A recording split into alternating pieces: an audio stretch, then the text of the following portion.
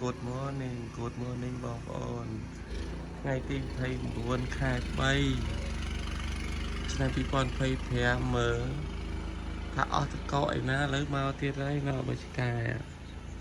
គេដាក់ឆ្កែមកផ្ទះមកយប់វិញមើលកប់ឡានេះហើយចូលខែ4ស្អែកខាងស្អែកហើយហ្នឹងនៅមានតកមកទៀតហ្នឹង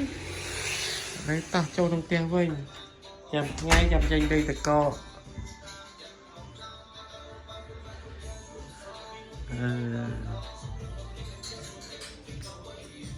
មើលពីដេកថ្ងៃសៅរ៍បងប្អូនអើយតកមកពេញមកបឹបទៀតហើយនេះហុកថតឲ្យលោកសៅព្រី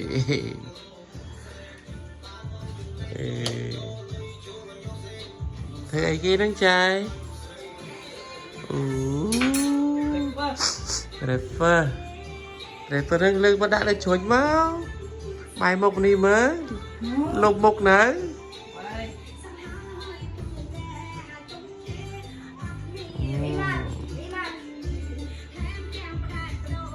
ចិត្តចូលឆ្នាំខ្មែរ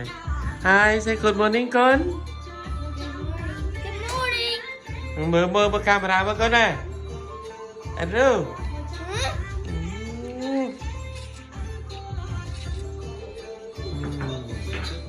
ជាប់ដៃគេមើលឥឡូវនៅមកប្រយទៀតណា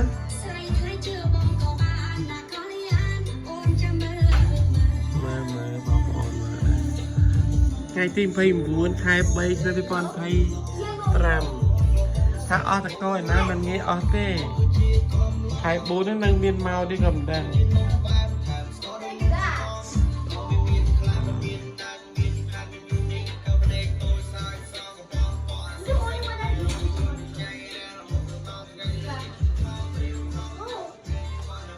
កាន់តិចមើល